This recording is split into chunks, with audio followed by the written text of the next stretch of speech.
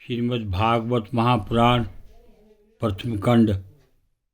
कथा।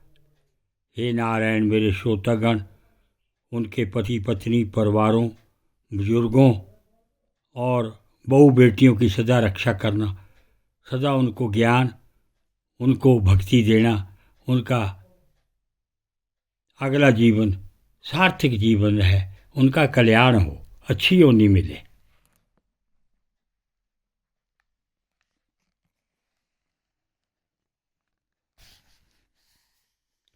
वक्रतुंड महाकाया सूर्यकोटि संप्रभा निर्विघ्नं कुरु देव सर्वकार्येषु सर्वदा। गणपति भगवान की जय।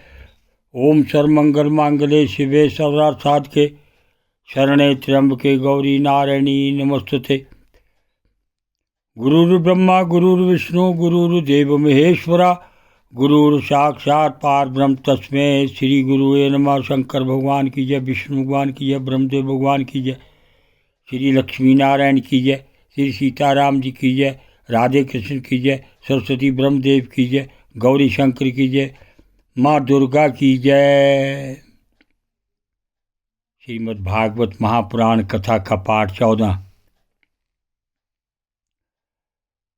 नमस्ते प्रसन्न गर्भाय वेद से त्रिनाभाय त्रिपस्ताय शिपीविष्टाय विष्णवे तवामिधि रन्तो भुवनस्य मध्ये मनंत शक्तिं पुरुषं यमाहुः।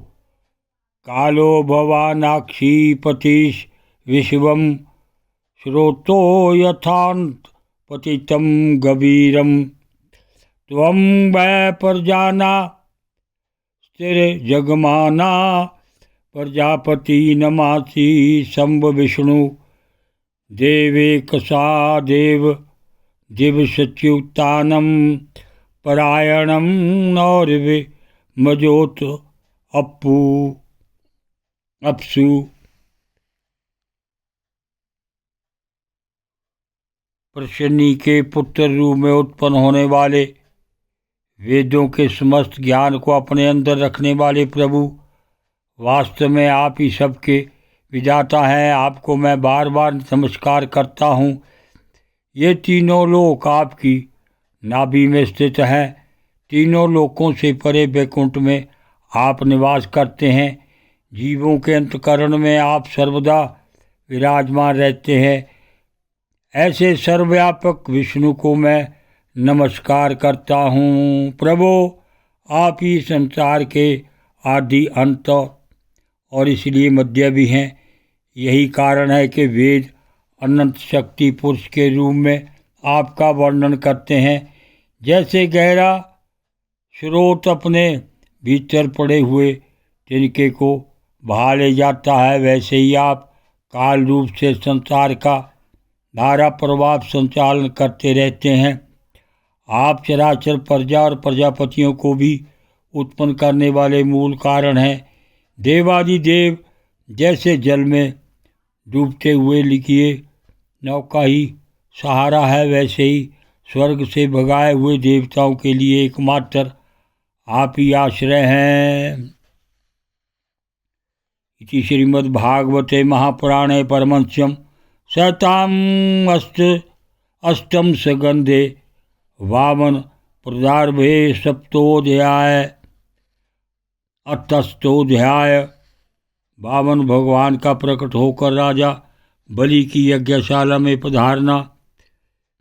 श्री शुकवाच। इत्थं विरंचस्तूत कर्मवीर्या प्रदुर्भुवामृतभूर्दयादित्यां चतुर्भुजा शंख गदा भज चक्र पिशगवासा नलिनायतोक्षणा श्यामावदातो जसराजकुंडल तिपलोक सरची वंदना भुजा पुमान। श्री वत्सवक्षा बल्यागदोलस्य तत्क्रीट कांजी गुणचारोनुपरा।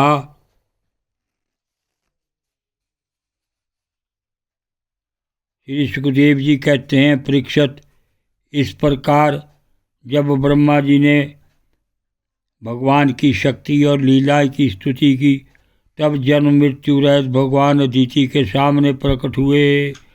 भगवान के 4 भुजाएं थी, उनमें शंख, गदा, कमल और चक्र धारण किए थे।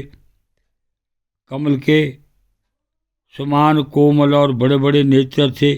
पीताम्बर शोभायमान हो रहा था। विशुद्ध श्याम वर्ण का शरीर था। मकराकृति कुंडलों की कांति से मुख कमल की शोभा और भी उल्लसित हो रही थी। वक्षस्थल पर श्री वत्स का चिन्ह, हाथों में कंगन और भुजाओं में बाजूबंद, सिर पर किरीट, कमर में गर्दनी की लड़ियां और चरणों में सुंदर नूपुर जगमगा रहे थे। ओम नमो भगवते वासुदेवाय।